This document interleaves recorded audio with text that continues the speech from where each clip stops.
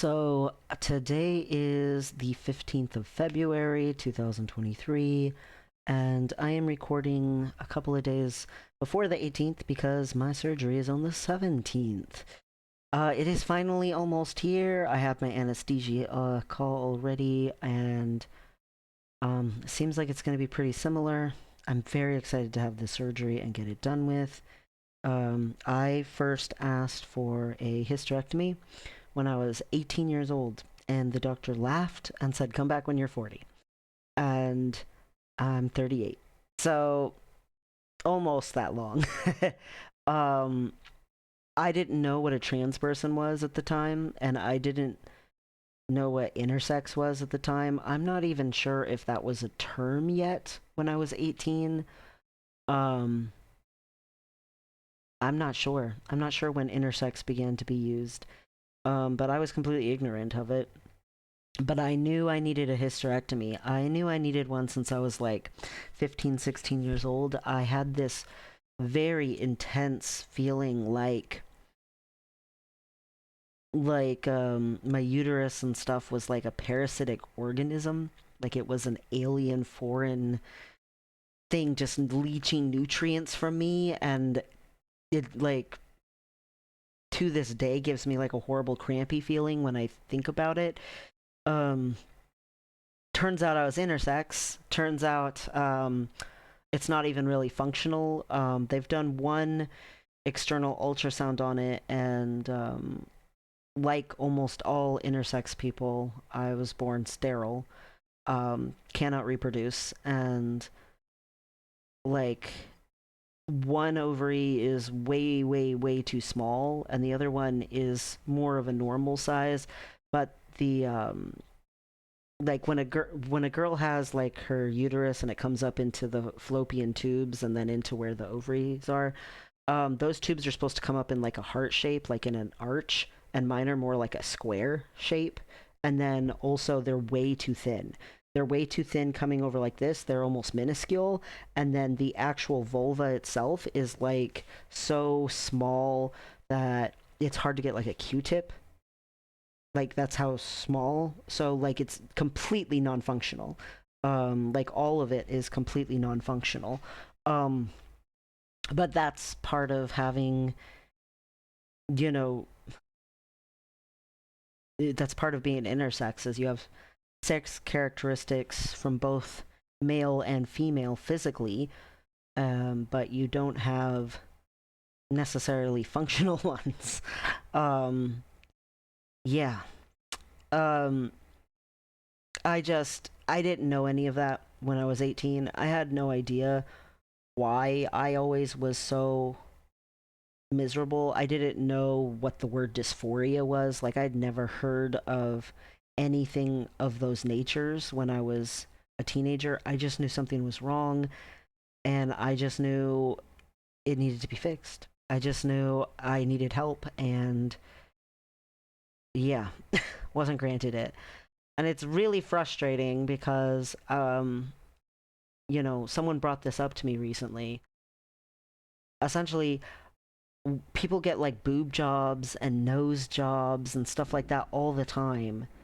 Like, even though there's not the best rate of regret about those surgeries, there's sadly a higher regret rate than I had thought there was for that kind of surgery, for basically self augmentation.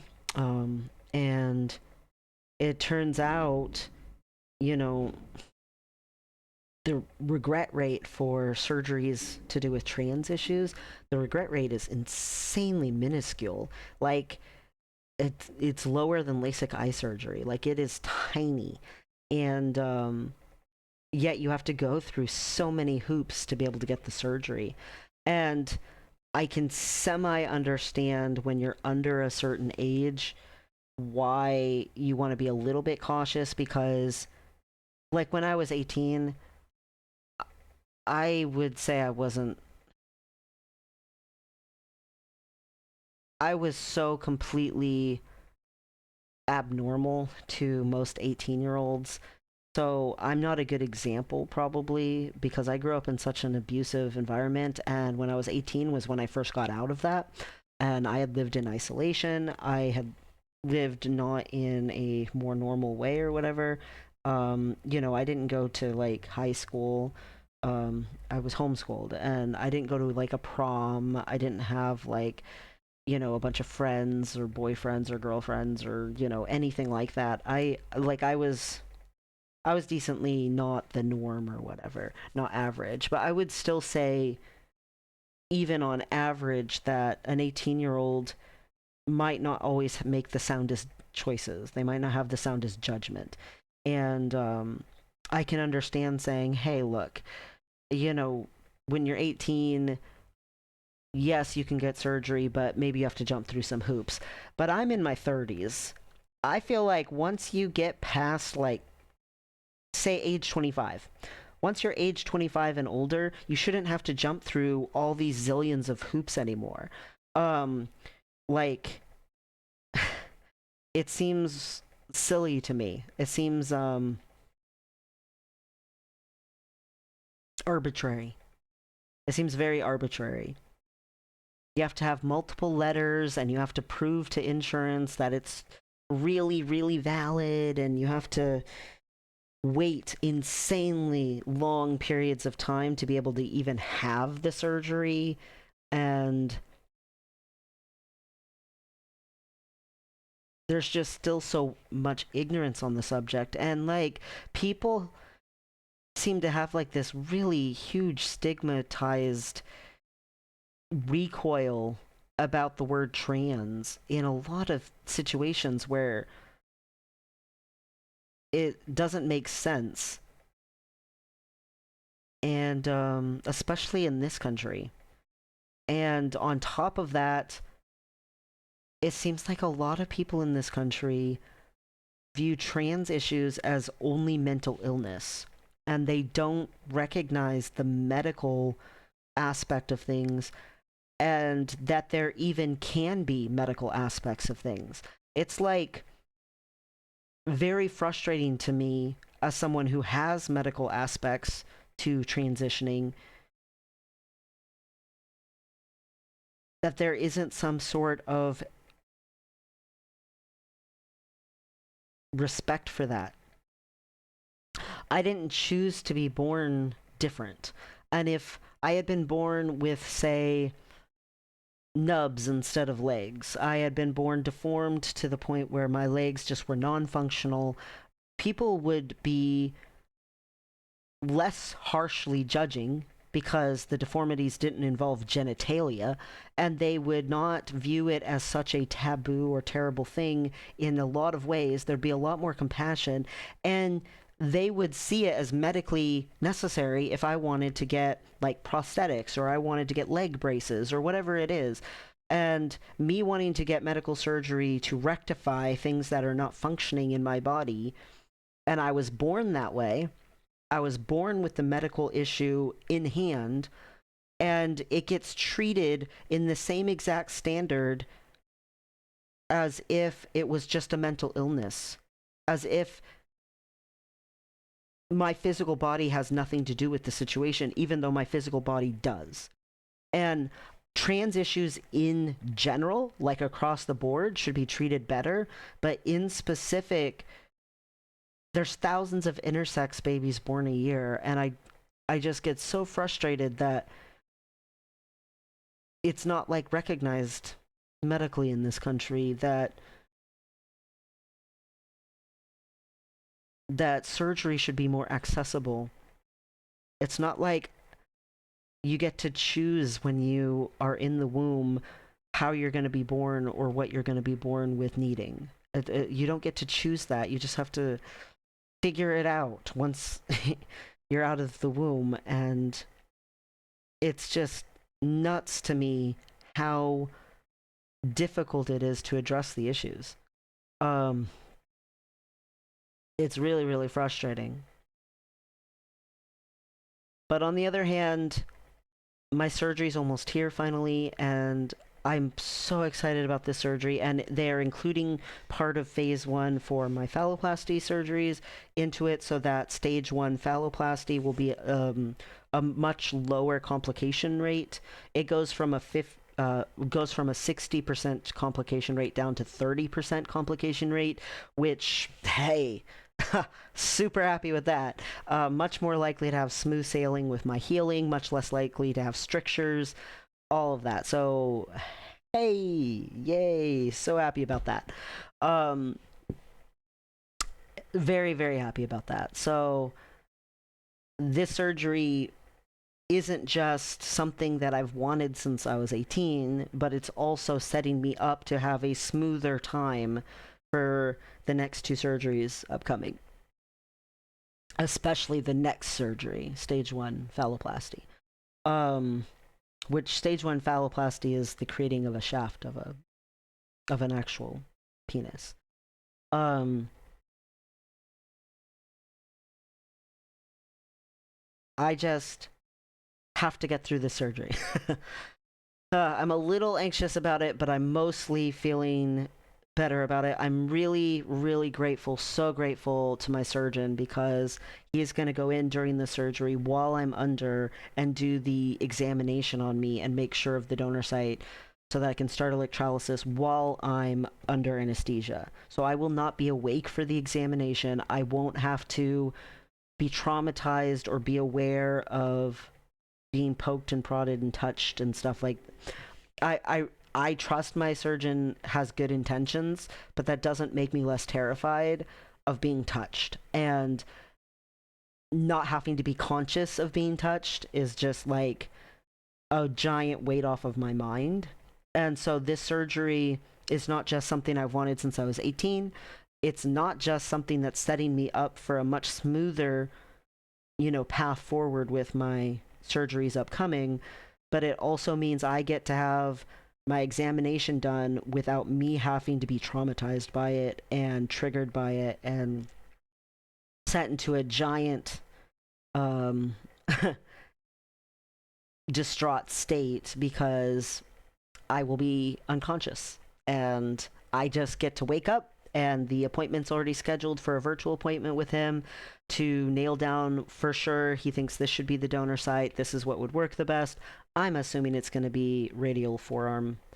um I'm just going to assume that, and then from that he gets to put in a referral for electrolysis, and he said it's minimum 3 months of electrolysis. And then I can start being scheduled for the next surgery, which should be at the very fastest, like 2 or 3 months. So the very earliest that my surgery could be after my appointment with him, which is in March, which is like halfway through March. I think it's on like March 17th or 15th or something like that. Anyway, so from that point, the fastest, earliest I can have my actual phase one phalloplasty would be 6 months from then. Now, in actuality, I think it's going to be more like 7 to 10 months. But at least it's not a year. I originally was worried that it would be a year later, so that's something. Um, and then the next surgery after that will be a year. So, yeah. And then that one will be the last one for like 10 years. For like 10 years, no more surgery unless it's for some other random reason. But like, no more surgery in regards to anything else needed. All of my um, deformed parts, all of my non-functional parts from being born intersex, all of the parts that were abnormal and not helping me, not making my life better, and in fact making my life worse, will be gone, and I will be able to just live and function and just exist. Being allowed to just exist and being able to just breathe um, is just like something I look forward to so significantly. Like to be able to spend the rest of my life not feeling like a freak of nature and to feel comfortable in my own skin and my own body and have the confidence to just pursue the other parts of life. I have been thinking about my future a lot right lately, and I'm able to do that because I know I have a path forward to get to that future. And the hope that that gives me is tremendous. Um, Absolutely tremendous. And it sucks that there's so much stigma and so much rejection about me. I feel like if I had been born back in the day, like say in Sparta, I would have been one of the babies they threw away. But I can still have value and add worth to the world. I already have. Like, there's people who are alive right now who wouldn't be alive if it wasn't for me. And I've volunteered years of my life in hours with kids and people with special needs and the LGBT plus community. Like, I've done things that are quote unquote helpful to society and stuff, but I want to be able to actually help myself and not just other people. And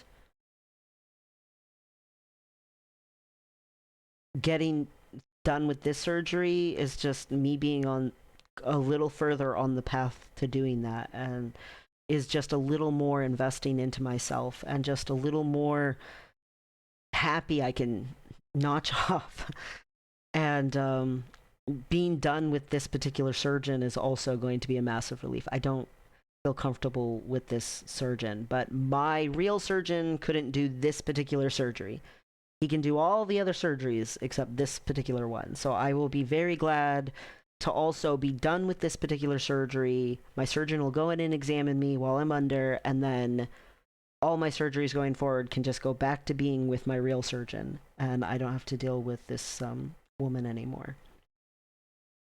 She has not got bedside manner at all. But yeah, and I'm not worried about the scarring from it. She said there's going to be two tiny little scars on my sides or whatever, and I'm like, okay, but my scarring from my top surgery has been just healing marvelously. It's doing really, I mean, everyone, all of the medical people and everything all say that's really, really good. Um, like, healing really well and ahead of where they would expect it to be by this many months after it. I had surgery in July, and my top surgery, went awesome, and my scars just are doing awesome. I've shown them a couple of times. I guess I haven't shown them recently, so I could do that, I guess. Um, this is my top surgery scarring right here, so it's already almost faded into my skin, like the color of it. Like, it's just got this slight pink to it, but otherwise it's already like really fading in, and the lines stayed nice and like pale. And he did have to go back quite a way because I'm a little heavier set, and I did not want any dog earring. Like, dog earring was something I did not want at all. I told him, go back as far as you need to go. um, but yeah, I mean, the lines feel like they have just this slight bit of curve, and they're just like very straight, and they go all the way up into the middle almost to touch each other. And my pecs haven't been building up very fast, but I have sensation in my chest for the first time in my life, and my nipples, I think, turned out just perfect. Like, I couldn't have asked for them to be more perfect, and I have sensation in them. And yeah, I'm thrilled with my top surgery, like completely thrilled. And I was uncomfortable with my chest, but I wasn't to the point where it was like full blown panic attacks the way that I am with everything below the waist. I have significant problems with everything below the waist. But that's where the majority of what is not correct in my anatomy, as it were, from being born intersex is. And correct is such a weird word. I probably shouldn't have used that word because people are very different. Like, there is no such thing as here's the one standard and, people fall into it's more of a range. Here's an average range that people fall into, not here's the one way that people fall into. People think of, like, your sex when you're born, male and female, is very black and white, and in reality, people look different. Like, people have variety. Variety is the spice of life. Um, I'm also looking forward to this surgery because I have felt guilt, even though no one's gonna catch me, even though no one's like looking over my shoulder. I've been filling out paperwork that I'm male, and technically, a doctor said female when I popped out the womb, even though I was actually intersex. And I I feel like I was born male, but I also feel like there's those little bit of female parts left, and once these female parts are gone, there's no female left. It's only male parts that are remaining in my body, and the male parts that I have are just as non-functional as the female parts. Let me be clear, I have no delusions that my male parts are somehow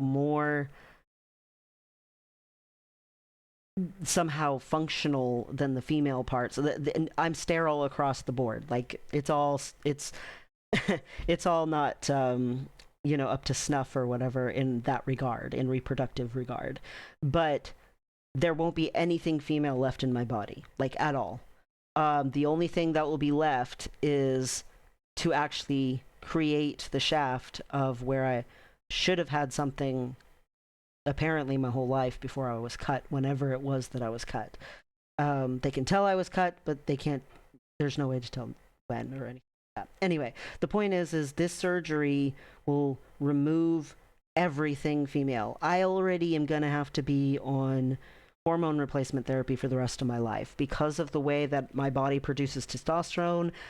I produce way too much testosterone to be a girl, but not enough to be a healthy guy. And it's just like any other guy that had that problem where they have to be on hormone replacement the rest of their life. So there was no reason to try to leave the one ovary that's a decently normal size and shape, because in actuality, I still produce testosterone, and that's not going to change if that ovary goes away. Like, I'm not going to die, but also I'm never going to be healthy without the hormone replacement therapy. So no matter what, for the rest of my life, I have to be on hormone replacement therapy. I don't have a choice.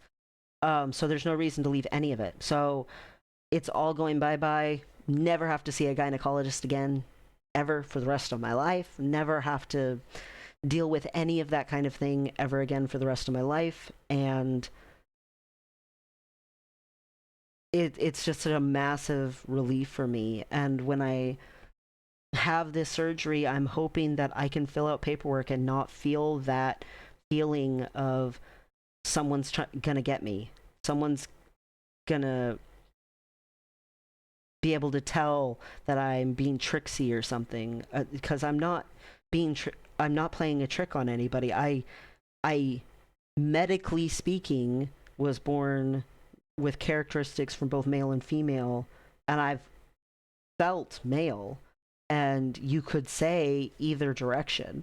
For a little while, for a few years, I was saying I was an androgynous blob because I didn't know what to call myself. I was just like non-gender, but I was very, very not forward about it because I've always been so completely uncomfortable, like super uncomfortable. I've always felt like this massive sense of there's someone who despises me for something that was completely not my choice and completely outside my control. And I get that that's very much from, like, people I'm related to, especially extended relationships, but even just like my parents. I get that they instilled that sense in me, and that there's nobody looking over my shoulder when I'm filling out paperwork, and there's nobody like judging me or being like, oh, you're a liar, or oh, you're trick on somebody or whatever. It's like an imposter syndrome thing or something. But once this surgery happens, like there's hopefully going to be this automatic reassurance that there's nothing female. There's no way that someone could accuse me of playing a trick because there's nothing there that they could call female about me at all anymore. It's all the only things remaining are male. And that's a really significant thing for me. Like, that's so important for me. Um, I will still be missing an actual shaft, but again, they'll be formed in the future. And I'm obviously looking forward to that as well. It's just this surgery is the one that's right around the corner. And since my surgery is happening on the 17th, obviously I can't record on the 18th, so I was recording today. It's like a major milestone. Like the last surgery felt like a major milestone because I was starting the process, and just starting the process of getting going on my surgeries felt so significant. But this one, again, it has like some major reasons why it feels like a milestone. Again, I've wanted this since I was 18. This surgery starts me on the path to having a much better time of it for the next couple of surgeries with creating phalloplasty, and also it'll be a relief to be back with my actual surgical team. And even just the significance of the last traces of female will be gone. I might have been born intersex, but after this surgery, I will only be male. I might have been born with characteristics of both sexes, but after this surgery, I will only have male characters. And for me, that is massive. Truly, truly massive.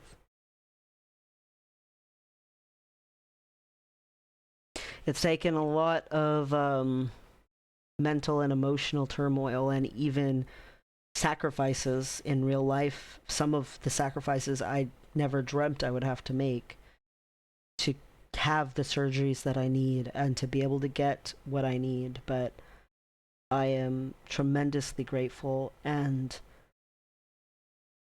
I feel like I'm at like some sort of threshold where I've had like this trapped feeling, and I've had this sense of just trying to survive and trying to do whatever I had to do to just make it through to the next thing, and just somehow get through. And it's been like so difficult, and been like I've been dragging like a giant weight or a millstone or something along, trying to get through with this like limitation. And it feels like the chains are breaking and my horizons are opening up, and that my beliefs about things and my limitations in life might be loosening, and that I might be stepping out of just survival mode in life and stepping into quality of life. And I've said it multiple times in this vlog, and I'm saying it again. I don't want the second half of my life to look like the first half. And when I first started saying that, I just meant depression. I just meant, please let me no longer be having suicidal ideation and just nonstop chronic dysthymia and a miasma of agony, and just the depression to please just even lessen, even if it couldn't go away, just to be less intense. And it's transformed into so much more than that. So much more than I had even had the ability to hope for, so much more than I had the capacity to grasp or even attempt to imagine. And I look forward to that continued expansion and growth into the future. Like, transition for being trans, for I feel like for some people is like an identity, and I feel like for me, being trans is a process. Being trans is something that I go through and that I am currently going through because I need that. I have to have that so that I can get to the other side where I want to be. I don't want to stay forever in a state of transition when it comes to my physical body. I don't want to forever feel like I'm the one who was born abnormal. I I look forward to feeling whole and to feeling complete. And that might not be true for every trans person, but that's how I feel personally. And I I can't believe how much braver I am now than I used to be. And I'm very proud of how far I've come and how far I've still got to go. Feels so much more doable because of how much I'm already doing and how much I've already done. And it feels possible. I feel a lot of optimism. I feel a tremendous amount of shift. And it's a good shift. I'm not saying that I will never feel gender dysphoria ever again after I have my surgeries and phalloplasties done and all of that kind of stuff. I'm not saying I'll never have gender dysphoria again. I'm just saying it'll be a whole other level of existence than what I've remotely had the ability to have before. For me personally. And I look forward to it. And I look forward to the surgery. I'm not afraid of the difficulty because the difficulty will be so temporary compared to how long term the rewards are. Like even top surgery, like has been just so rewarding and gratifying. So as much as I don't look forward to having to deal with this particular surgeon, and I don't look forward to the actual ins and outs and nuances of having surgery, I don't look forward to the recovery time or the chance of complication. I am so looking forward to having the surgery and being on the other side of it. I'm tremendously excited for that, and it is super worth it. Lots and lots of optimism.